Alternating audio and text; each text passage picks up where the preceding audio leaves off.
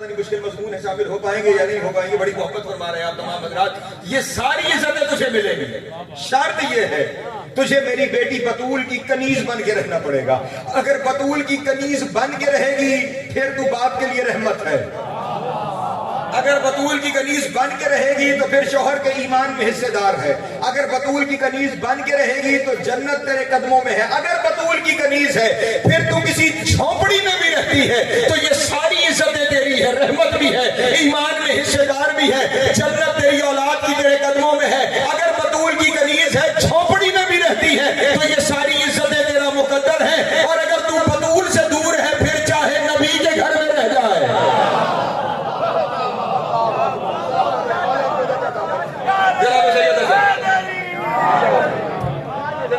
مولا کو سلامت ہے. یہ ساری عزتیں عامر صرف اس کا مقدر ہے کہ جو بطول کی کنیز ہے. ورنہ اگر نبی کے گھر میں بھی ہے، یہ توجہ فرمائیں، نبی کے گھر میں نہیں جناب لوط کی زوجہ، نبی کے گھر میں نہیں حضرت نوح کی زوجہ ہے نا نبی کے گھر میں، لیکن شرط کیا ہے؟ کنیزی ہے بطول. اگر بطول کی کنیزی ہے تو پھر ساری عزتیں ہیں. اور اگر بطول، چلے جملہ بدل کے کہہ دوں، اگر بطول کی کنیز ہے تو باپ کے لیے رحمت ہے، اور اگر بطول کی کنیز نہیں تو پھر باپ کے لیے زحمت ہے. توجہ نہیں فرما رہے. اگر بطول کی کنیز ہے تو شوہر کے ایمان میں حصے دار ہے، اور اگر بطول کی کنیز نہیں تو شوہر کو ایمان سے خارج کرنے کی وجہ ہے. توجہ نہیں فرما رہے. اگر بطول کی کنیز ہے تو اولاد کی جنت تیرے قدموں میں ہے، اور اگر بطول کی کنیز نہیں پھر اولاد سمیت جہنم میں ہے. سلامت ہے. مولا کو عطا فرمائے. ساری برکتیں بطول کی کنیزی کی وجہ سے. لیکن شیعہ سنی دوست بھی تشریف فرما ہوں گے، تقریر لائیو بھی جاری ہوگی، مائیں بہنیں بیٹیاں بھی بیٹھی ہوئی ہوں گی. یہاں پہ ایک سوال بنتا ہے اور وہ اس فقیر سے سوال بنتا ہے. وہ سوال یہ ہے کہ میں نے تمام عزتوں کی شرط بزبان رسالت صرف بطول کی کنیزی کو کیوں رکھا؟ توجہ نہیں فرما رہے. بطول سے پہلے بھی تو عزت دار بیویاں گزری ہیں. جناب حبا عزت دار بیوی، جناب مریم عزت دار بیوی، جناب آسیہ عزت دار بیوی، جن کو رسول نے کامل کہا وہ یہ بیویاں ہیں. جناب حبا، جناب آسیہ، جناب مریم، یہ ساری بطول سے پہلے بھی تو عزت دار بیویاں گزری ہیں. میں نے شرط بطول ہی کیوں رکھا کہ بطول کی کنیزی ان ساری عزتوں کی شرط ہے. تو جناب والا اگر ایک لفظ میں جملہ سمجھا سکوں اور آپ میرے ساتھ شامل ہو جائیں تو مجھے تفصیل میں نہ جانا پڑے. بطول سے پہلے جتنی بیویاں گزری ہیں وہ اپنی نسبتوں کی وجہ سے عزت دار ہیں. نہیں، اس جملے پہ آپ پیچھے رہے مجھ سے. بطول سے پہلے جتنی بیویاں ہیں ان کی ساری عزت ان کی نسبتوں کی وجہ سے ہے. جناب حوا کی ساری عزت اس لیے ہے کہ وہ جناب آدم کی زوجہ ہے. توجہ نہیں فرمایا. اس کے علاوہ ہم جناب حوا کے بارے میں کچھ نہیں جانتے، صرف اتنا جانتے ہیں جناب آدم کی زوجہ. ان کی عزت کی وجہ کیا ہے؟ آدم کی زوجہ ہونا.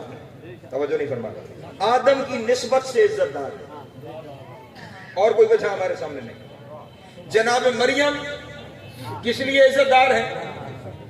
جناب عیسیٰ کی نسبت کی وجہ. مریم کے تعارف میں اتنا جملہ کافی ہے. مریم کون؟ جو عیسیٰ کی ماں. نہیں توجہ فرمایا. علامہ اقبال نے بھی کہا تھا از یک نسبت عیسیٰ حضرت مریم عزیز، کہ مریم عزت دار ہے، محترم ہے ایک عیسیٰ کی. اور معاشرے میں ہوا بھی یہی. مجھے تفصیلات میں جانے پہ اگر آپ مجبور نہ کریں. جب الزام لگایا تھا یہودیوں نے جناب مریم پر تو وہ الزام ہٹا کیسے؟ گود کے بچے نے بول کے کہا انی عبداللہ وآتانی الکتاب وجعلنی نبیا، میں اللہ کا بندہ ہوں، مجھے کتاب دے کے بھیجا گیا ہے، مجھے نبی بنا کے بھیجا گیا ہے. بیٹے کا نبی ہونا ماں کی عصمت کی دلیل ہو گیا. میں جملہ کہہ کے گزر گیا، اس جملے میں بڑے سارے مسئلوں کے حل تھے.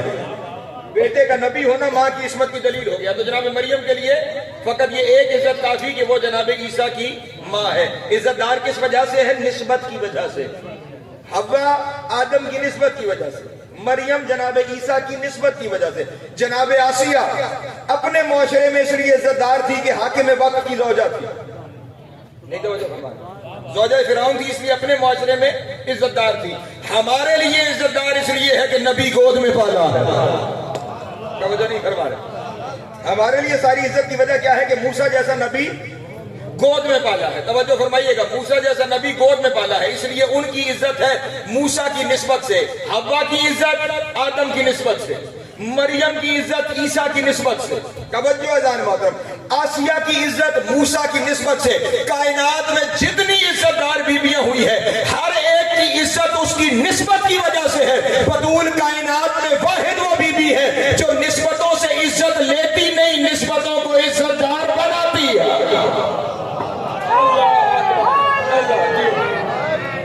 سلامت ہے, مولا کو عزت عطا فرمائے. جناب سید آپ کو سلامت ہے.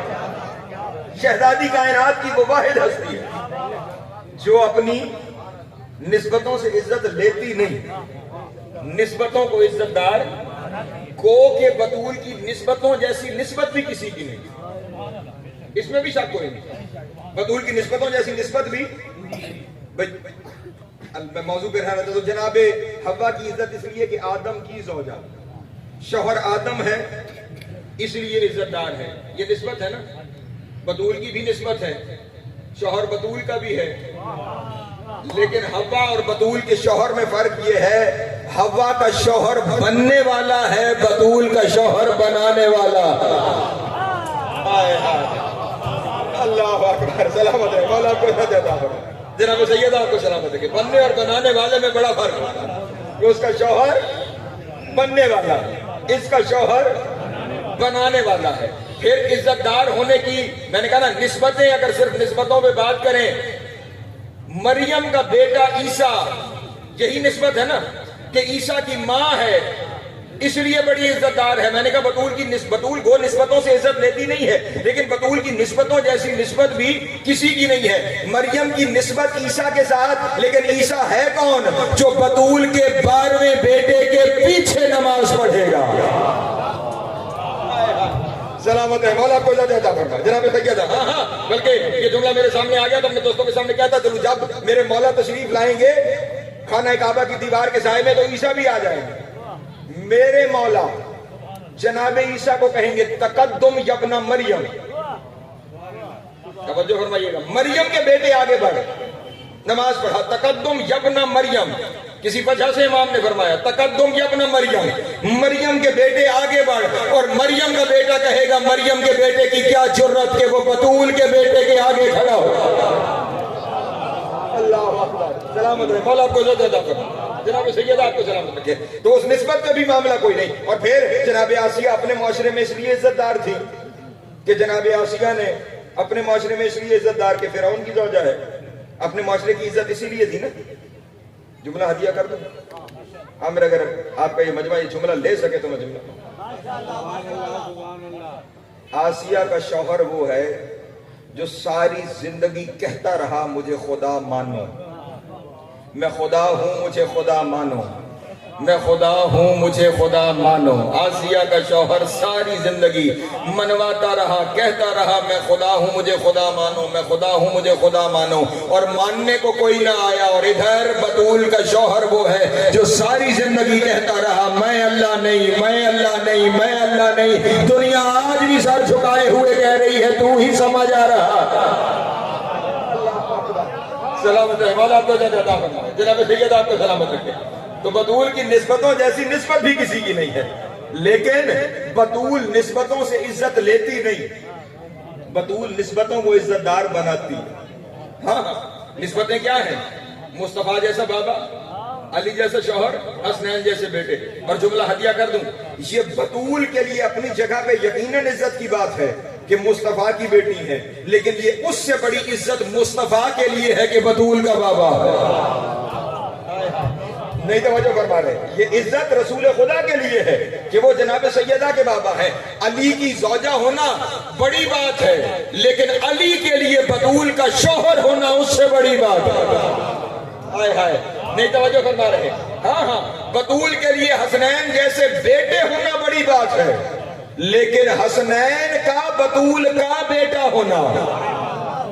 ہائے ہائے, توجہ ہے. نہیں میں اپنے سامنے جو کچھ کہہ رہا ہوں اس سب پہ دلیل پیش کرتا ہوں, سب میری کہی ہوئی باتیں نہ ہوں. میں نے کہا یہ رسول خدا کے لیے عزت ہے کہ رسول بطول کے بابا ہے. میں اس پہ دلیل رکھتا ہوں, اور اسی دلیل کو میں نے سرنامہ کلام میں پڑھا ہے. خدا بند عالم نے اپنے حبیب کو کوئی چیز ایسی نہیں کہ جسے دیتے ہوئے محمد پہ احسان چڑھائے. میں جملہ کہہ کے گزر گیا آپ کے دوستوں. ہر ایک چیز دیتے ہوئے یہ کہا میرے حبیب کائنات بنائی ہی تیرے لیے. سمجھو نہیں فرمانا, میں نے سب کچھ سمیٹ دیا اس جملے کے اندر. لو لا کا لما خلقت الافلاک, تو نہ ہوتا میں کچھ بناتا ہی نہیں. جو کچھ بنایا ہے تیری جوتیوں کے صدقے. ہاں ہاں, معاملہ مصطفیٰ کی نہیں, میرے نبی کی جوتیاں بھی اتنی مقدس ہیں کہ جب عرش معلیٰ پہ تشریف لے کر گئے تھے نا, تو وہاں پہ عرش معلیٰ کے قریب پہنچ کر نبی نے چاہا تھا کہ میں نالین اتاروں, میں جوتیاں اتار دوں. خدا بند عالم نے پوچھا کیوں میرے حبیب جوتیاں کیوں اتار رہے ہیں؟ کہا میرے اللہ تو نے موسیٰ کی جوتیاں زمین کی مقدس وادی میں اتروا دی تھی, یہ تو عرش معلیٰ ہے, تیرے کہنے سے پہلے جوتیاں اتاروں. کہا نہیں میرے حبیب تو جوتیوں سمیت آ, تو جوتیوں سمیت آ. میرے اللہ کیوں جوتیوں سمیت آ جاؤں؟ توجہ, کیوں جوتیوں سمیت آ جاؤں؟ آواز قدرت ہے اس لیے یتشرف العرش بے غبار نالے کا, میں چاہتا ہوں تیری جوتیوں کی خاک سے میرے عرش کو عزت مل جائے. اللہ اکبر, اللہ اکبر, سلامت رہے, مولا کو عزت عطا فرمائے تیری نالین کی خاک سے. توجہ ہے, لیتشرف العرش بے غبار نالے کا, تیری جوتیوں سے اڑنے والی خاک, اس سے میرے عرش کو عزت مل جائے. توجہ ہے میرے محترم دوستوں, جس کی جوتیوں کی وجہ سے اللہ عرش کو عزت دیتا ہے, اس کو بطول دے کے احسان چڑھاتے ہوئے کہہ رہا ہے اِنَّا أَعْطَيْنَاكَ الْكَوْثَرَ, میرے حبیب ہم نے بطول آپ کو عطا کی ہے. توجہ توجہ, سلامت رہے مولا کو. ہاں ہاں, عربی زبان میں دو لفظ ہے, ایک ایک حرف کا ضامن ہوں. ایک لفظ ہے ایتا, ایک ہے عطا. توجہ ہے, ایتا کہتے ہیں کسی کو اس کے حق کے برابر دینا. توجہ ہے, ایتا ذی القربى والیتامى والمساکین, کسی کو اس کے حق کے, میں جاؤں میرے گھر میں کوئی کام تھا, میں مزدور لے آؤں, اس کے ساتھ مزدوری طے کروں, کام ختم کرے گا تجھے 1000 روپے دوں گا, شام کو 1000 روپیہ جب دے دوں تو یہ میں نے ایتا کیا, جو اس کا حق تھا اسے دے دیا, اور مجھے کام پسند آیا, میں نے 1000 کے 2000 دیے, یہ میں نے عطا کیا. توجہ فرمائیے, جو معاملہ حق سے بڑھ کے دیا جائے اسے عطا کہتے ہیں. اور اللہ جانے بطول کتنے بڑے تحفے کا نام ہے کہ اپنے حبیب سے کہہ رہے ہیں میرے حبیب یہ جو میں نے تجھے دیا ہے نا, یہ ایتا نہیں, یہ مجھے اللہ کی طرف سے تجھ پہ عطا ہے. اللہ اکبر, اللہ اکبر. ہاں ہاں, یہ عطا ہے. اور ہر جگہ پھر سوچئے گا معاملہ عجب ہے. پڑھ لے کے دوست تشریف فرما ہے, جب مجمع شامل ہو جائے پتہ نہیں رستے کہیں اور جانب کھلنا شروع ہو جاتے ہیں. ہر معاملے میں اپنے حبیب کے ناز اٹھاتا ہے. میرے حبیب رات کو زیادہ دیر نہ کھڑا ہوا کر, تیرے پاؤں پہ ورم آ جاتا ہے, مجھے اچھا نہیں لگتا. ایسا ہے یا نہیں؟ ہر جگہ پہ عبادتیں گھٹانے کا سبب ہے. اور پتہ نہیں یہ کتنی بڑی عطا ہے کہ یہ دے کے کہہ رہا ہے میرے حبیب فَصَلِّ لِرَبِّكَ وَانْحَرْ, تجھے عطا کیا ہے نا, اب شکرانے کی نماز بھی پڑھ اور شکر کی قربانی بھی ادا. اللہ اکبر, اللہ اکبر, سلامت رہے, مولا کو عزت عطا فرمائے. ہاں ہاں, معاملہ یہاں تک چلے. ایک جملہ اور کہہ کے اور میں آگے بڑھ جاؤں اپنے دوستوں کے سامنے. جب خدا بند عالم نے تمام انبیاء و اولیاء و اوصیاء کو خلق کیا, تمام فرشتوں کو اکٹھا کیا, جب سارے کے سارے روز میثاق اکٹھے ہو گئے تو پورے عالم میں ظلمت چھائی ہوئی, اندھیرا چھایا. اس قدر اندھیرا تھا کہ فرشتے اس اندھیرے سے گھبرا رہے, جو خود نور کے بنے ہیں وہ اس اندھیرے سے گھبرا رہے تھے. اور انہوں نے خدا سے کہا کہ اے میرے اللہ الہی یا سیدی, اے ہمارے معبود, اے ہمارے سردار, ہمیں اس اندھیرے سے نجات دلا. تو نبی اکرم ارشاد فرماتے ہیں کہ اس وقت خداوند عالم نے جناب سیدہ کے نور کو شق فرمایا, اور جناب سیدہ کے نور سے کائنات منور ہو گئی. توجہ ہے, اسی لیے بی بی کا لقب ہے زہرا. زہرا اسے کہتے ہیں جس کی وجہ سے عالم روشن ہو جائے, جس کی وجہ سے عالم منور ہو جائے. نور سے جب, اور اس قدر شدید نور تھا کہ میں ایک ایک لفظ کی ذمہ داری لے رہا ہوں, فرشتوں کی آنکھیں چندے آ گئیں, فرشتے سجدے میں چلے گئے, اور فرشتوں نے خدا سے پوچھا میرے اللہ یہ نور کس کا ہے, یہ کیسا نور ہے؟ تو اس وقت خدا نے فرمایا ھذا النور من نوری, یہ نور میرے نور سے ہے. اللہ اکبر, اللہ اکبر.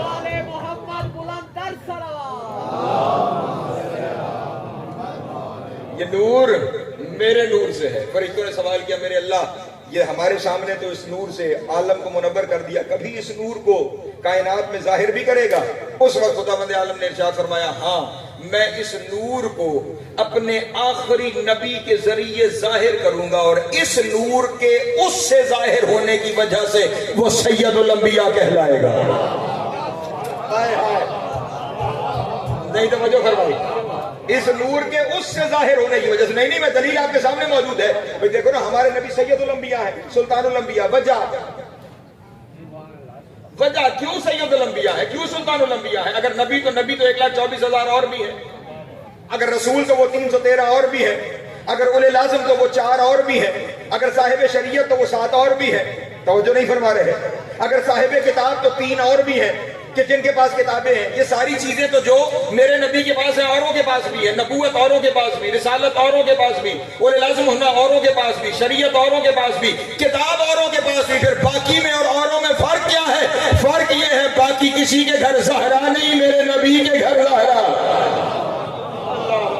سلامت رہے، جن کے ہاتھ اٹھے ہیں مولا آپ کو عزت عطا فرمائے۔ وجہ عزت ہے رسول کے لیے، بطول کا بابا ہونا۔ تیزی سے آگے بڑھوں اور سمیٹنے کی جانب چلوں اپنے بیان میں۔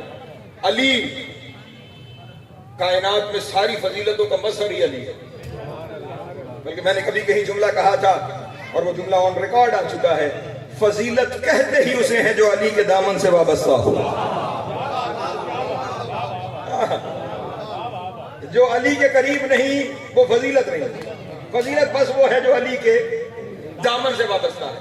اب میں اگر پڑھے لکھے دوست تشریف فرما ہے، آپ میں سے کسی سے کہوں کہ آپ کی نظر میں علی کی سب سے بڑی فضیلت، تو آپ سوچنا شروع کر دیں گے۔ میرے اور آپ کے ذہن میں کم پڑھا لکھا ہوں میں، آپ کو زیادہ پڑھے لکھے ہیں، اتنے ساری فضیلتیں ہیں کہ ان کے درمیان ہمارے لیے کمپیریزن کرنا مشکل ہے کہ علی کی سب سے بڑی فضیلت کون سی ہے۔ اور اگر خود وہ علی جو اپنی ساری فضیلتیں جانتا ہے، توجہ نہیں فرما رہے، اس سے سوال ہو جائے کہ آپ کی سب سے بڑی فضیلت کون سی ہے، ایک نفسیات کا قانون عرض کر کے آگے بڑھ جاؤں۔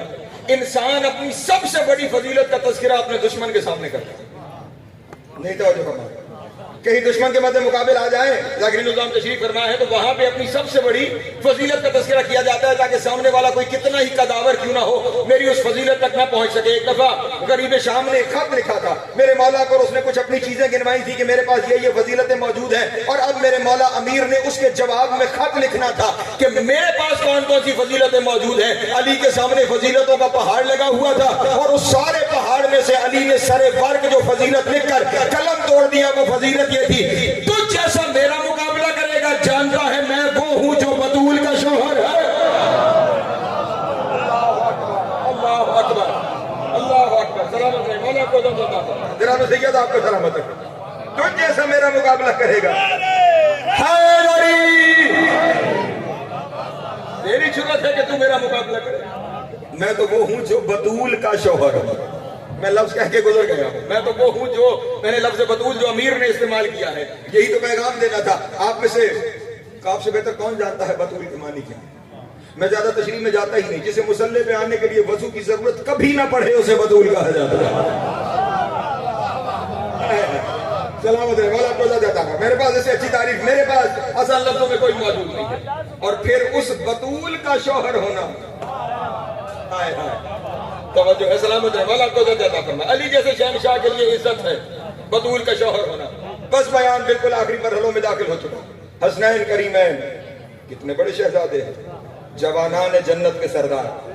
جنت میں سارے نبی بھی جائیں گے نا، تو نبیوں کے بھی سردار ہو گئے، جو اتنے بڑے سردار ہیں، جو ایک کام 1,24,000 نبیوں کے سردار ہیں، وہ بطول کے بیٹے ہیں۔ لیکن جہاں انہیں کبھی اپنی شان گنوانی پڑی ہے نا، حاکم شام کے دربار میں میرا مولا حسن خطبہ دے رہا ہے، اور مولا نے خطبہ دیتے ہوئے ارشاد فرمایا، سنو جانتے ہو میں کون ہوں؟ من عرفنی فقط عرفنی ومن لم یعرفنی انبتہ بحسبی ونسبی، انا ابن محمد المصطفیٰ، انا ابن علی المرتضی، انا ابن خدیجہ الکبریٰ، انا ابن فاطمہ الزہرا۔ ہائے ہائے ہائے، اللہ اکبر انا ابن فاطمہ الزہرا، یہ جملہ جب کہا نا میں سیدہ زہرا کا بیٹا ہوں، تو اس وقت دربار میں بیٹھا ہوئے ایک شخص کھڑا ہوا اور کھڑا ہو کے کہنے لگا یہ آپ کے خاندان کا کیا طریقہ کار ہے کہ جہاں آتے ہیں اپنی ماں کے نام سے تعارف کرواتے ہیں؟ آپ کا بابا علی میدان خیبر میں آیا تھا، آتے ہی پہلا جملہ کہا سمتنی امی حیدرہ، میری ماں نے میرا نام حیدر رکھا ہے۔ آج آپ آئے ہیں، آپ کہہ رہے ہیں رب فاطمہ الزہرا، میں فاطمہ زہرا کا بیٹا ہوں، معاملہ کیا ہے؟ ماں کے نام سے تعارف کیوں کرواتے ہیں؟ اس وقت ماں پہ فخر کرتے ہوئے میرے مولا نے کہا تھا میری ماں وہ ہے کہ جو اتنی عزت دار ہے اس کا نام مصلے پہ بھی لیا جا سکتا ہے، میدان میں بھی لیا جا سکتا ہے، تیری ماں کا نام اگر کسی کے کان میں، اللہ اکبر، سلامت رہے، مولا کو جزا عطا فرمائے۔ جناب سید آپ کو سلامت رکھے۔ یہ جملہ کسی اور کے ساتھ تھا، جلدی سے بیٹھو اپنے بیان کو، یہ جملہ حضور کسی اور کے ساتھ تھا، تکلیف کہیں اور ہو گئی۔ وہ بھی سوچنے لگے کہ ہم بھی کبھی اپنے ماں کے نام سے تعارف کریں۔ موقع ڈھونڈتے ڈھونڈتے مدینے آ گئے، مسجد نبوی میں دربار سجایا، قالینیں بچھائیں اور لوگوں کے درمیان انعام و اکرام تقسیم کرتے کرتے ایک غلام نے کہا کہ جاؤ اور جا کر حسن مجتبیٰ کو بلا کر لے آؤ۔ امام تشریف لے کر آئے، قالین بچے ہوئے تھے، امام نے نالین ایک جانب اتاری اور جہاں مسند تھی وہاں تشریف فرما ہو گئے۔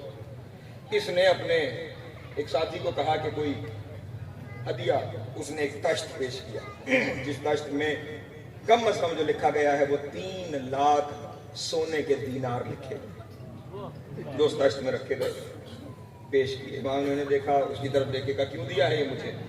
وہی مسکرا، اس لیے کہ میں ہندا کا بیٹا، وہ خیال ہے، اس لیے کہ میں ہندا کا بیٹا۔ اللہ اکبر۔ امام اپنی جگہ سے اٹھے اور چلتے ہوئے جب اپنی نالین کے قریب پہنچے تو قریب ایک غلام کھڑا ہوا۔ میں جملہ کہنے لگا، اگر آپ بیدار ہو کے جملہ سنیں، مغرب کا وقت ہے۔ اس غلام نے دیکھا عرشی نالین پہ فرشی خاک پڑی پڑی ہے۔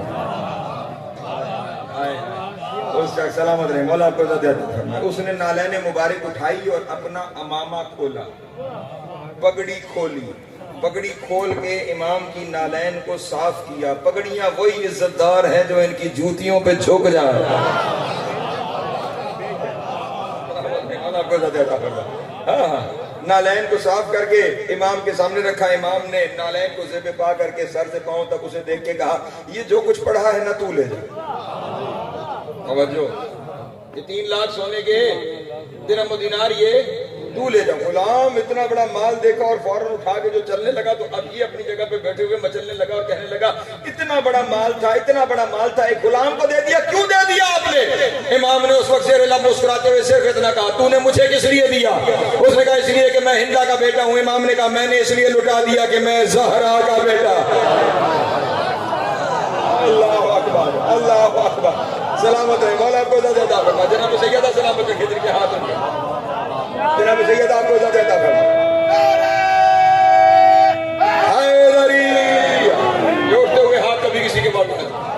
مولا آپ سے پہنچ گئی بات میرے محترم دوستوں تک، یہ میں نے اس لیے عطا کر دیا ہے کہ میں زہرا کا بیٹا، ہمارا کام ہی عطا کرنا ہے۔ سلامت رہے، باپ کے لیے بھی سلامت رہے، مولا آپ کو عزت عطا فرمائے۔ باپ کے لیے بھی عزت کی وجہ زہرا، شوہر کے لیے بھی عزت کی وجہ زہرا، اولاد کے لیے بھی عزت کی وجہ زہرا۔ لیکن یہ ساری روایتیں تھی نا آپ کے سامنے پیش کر دی، بس اب ایک معاملہ دھار ایک کے دل میں میری بات بیٹھ جائے اور میں سمیٹ کے اپنے وطن کی جانب اپنا سفر کر جاؤں۔ بس ایک جملہ اپنے دوستوں کے سامنے کہتا چلوں، یاد رکھیے گا کائنات میں ساری عزتوں کا مرکز اللہ ہے۔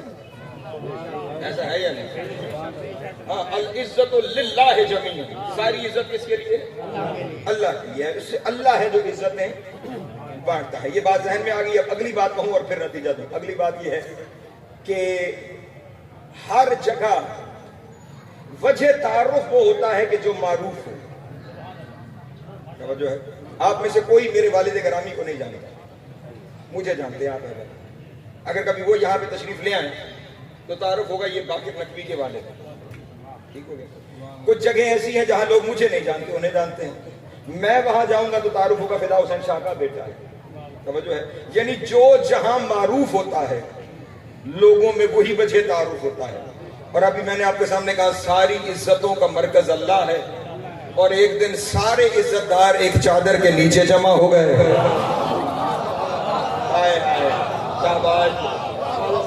آپ کو عزت ادا کریں. ہاں ہاں، کائنات کی ساری عزتوں کا مرکز خدا ہے، اور ایک دن سارے عزت دار ایک چادر کے نیچے جمع ہو گئے. اور وہ جو فرشتوں میں عزت دار تھا اس نے خدا سے سوال کر دیا، یا رب و من تحت الکسا. اور وہاں سے نہیں کہا گیا میرا نبی، اس کی بیٹی، اس کا داماد، اس کے نواسے، نہیں، فرمایا ہوم فاطمہ تو و ابوہا و بالوہا و بنوہا. جبریل فاطمہ ہے اس کا بابا، اس کا شوہر، اس کا بیٹا. اس کا مطلب یہ ہوا اللہ کے نزدیک بھی 14 کا تعارف بطول ہے. اللہ اکبر، سلامت رہے، مولا کو جزا عطا فرمائے. وہاں بھی تعارف جناب سیدہ کی ذات کرم. یہ ہستی ہے جو وہاں بھی خدا کے حضور بھی وجہ تعارف ہے. بطول اس کا بابا، اس کا شوہر، اس کے بیٹے. اور جملہ کہہ دوں، یہیں پہ ختم ہو گیا میرا بیان. میرا یہ عالم تصور میں ایک دیکھا ہوا منظر ہے جو آپ کے سامنے بیان کر کے میں نے سمیٹ دیا. اور وہ منظر صرف یہ ہے، اگر یوں سمجھا دوں، ابھی تو معاملات بدل گئے. پرانے زمانے میں جب کسی بڑے عہدیدار کے سامنے کوئی اور بڑا عہدیدار ہوتا تھا تو درمیان میں جو ایک دربان کھڑا ہوا ہوتا تھا وہ باقاعدہ ندا دے کے تعارف کرتا تھا کہ ذل الہی فلاں ابن فلاں کے دربار میں فلاں عزت دار شخصیت تشریف لا رہی ہے. باقاعدہ اعلان ہوتا تھا. اور ایک دن میں نے عالم تصور میں یہ منظر دیکھا کہ خدا کی بارگاہ میں مصطفیٰ آ رہے تھے. باقر نقوی کے پاس میری خطابت میں اس سے بڑا جملہ میرے پاس کوئی نہیں ہے. اللہ کی بارگاہ میں مصطفیٰ تشریف لا رہے تھے. جبریل دربان بن کے کھڑے تھے، اور اب جبریل سوچ رہا تھا کیا اعلان کروں، کس کی بارگاہ میں کون آ رہا ہے، میں کیا بیان کروں، کس کی بارگاہ میں کون آ رہا ہے. جبریل کو صرف اتنا سمجھ میں آیا، اس نے بزم ملائکہ میں اعلان کر کے کہا بادب با ملاحظہ ہوشیار، خالق زہرا کی بارگاہ میں والد زہرا. اللہ اکبر. اس فقیر کی نظر میں خدا کا بھی اس سے بڑا تعارف کوئی نہیں کہ وہ خالق زہرا ہے، اور نبی کا بھی اس سے بڑا تعارف کوئی نہیں کہ وہ والد زہرا ہے. اور عجب یہ ہے کہ وہ جو وجہ تعارف ہے، جو نبی کا تعارف خدا کی بارگاہ میں ہے، جو علی کا تعارف خدا کی بارگاہ میں ہے، جو حسنین کا تعارف خدا کی بارگاہ میں ہے، اسی کا دروازہ جلا ہوا.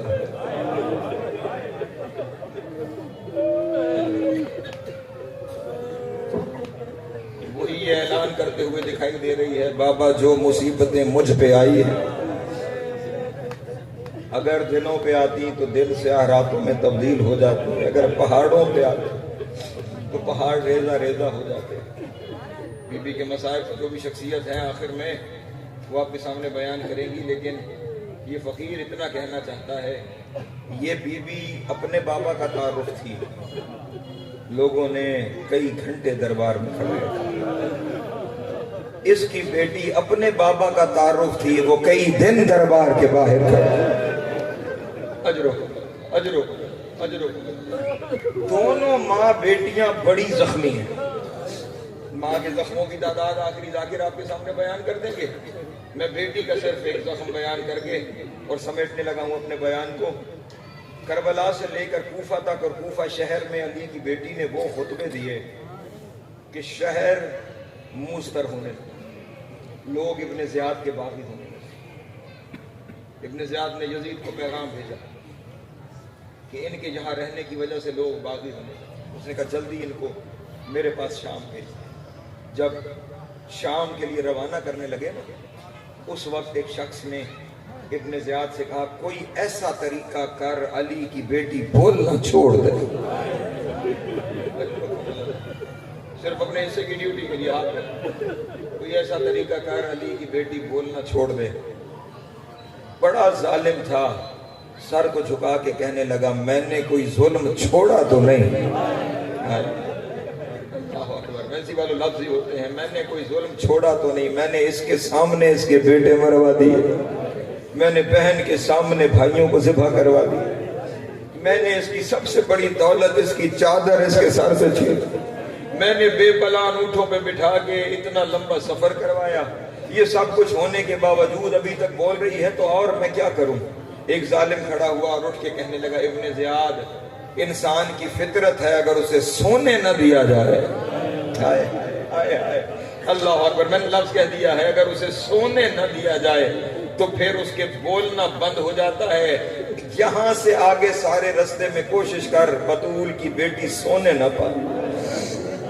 حارث ابن نوفل کو خدا اس پہ لعنت کرنے سے بلایا گیا اور بلا کر سن، تیری ذمہ داری ہے سارے رستے میں علی کی بیٹی سونے نہ پائے، علی کی بیٹی سونے نہ پائے۔ یہ جملہ جناب سکینہ نے سنا اور دوڑتی ہوئی جناب زینب کے پاس آئی، رو کے کہا پھوپھی اماں ایک عرض ہے، ایک درخواست ہے، عرض کروں؟ کہا ہاں بولو نا سکینہ کیا کہنا چاہتی ہے؟ رو کے کہا پھوپھی اب سونا نہ، اب سونا نہ۔ رو کے کہا کیا وجہ ہے؟ کیا وجہ ہے سکینہ؟ ویسے تو میری نیند ختم ہو گئی جب سے عباس نے زین چھوڑی ہے، عباس کے بعد اب مجھے نیند نہیں آتی، لیکن تو کس لیے آئی ہے؟ رو کے کہنے لگی پھوپھی اماں حارث کی ذمہ داری لگی ہے، پورے رستے میں اگر آپ سوئیں گی تو وہ آپ پہ ظلم کرے گا۔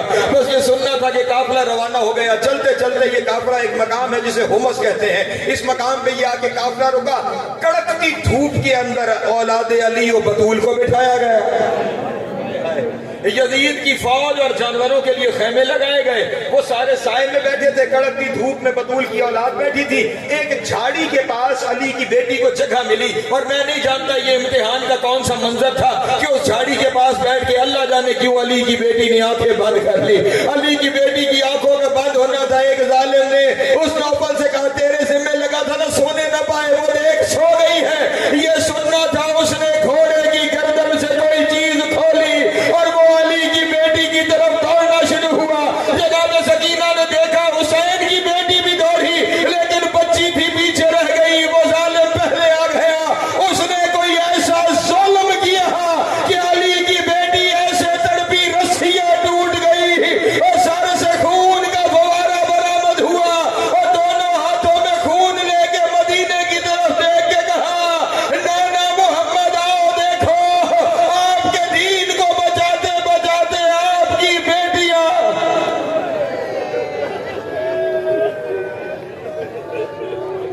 وَسَيَّعْلَمُ الَّذِينَ ظَلَمُوا أَيَّ مُنْقَلَبٍ يَنْقَلِبُونَ وَلَعْنَةُ اللَّهِ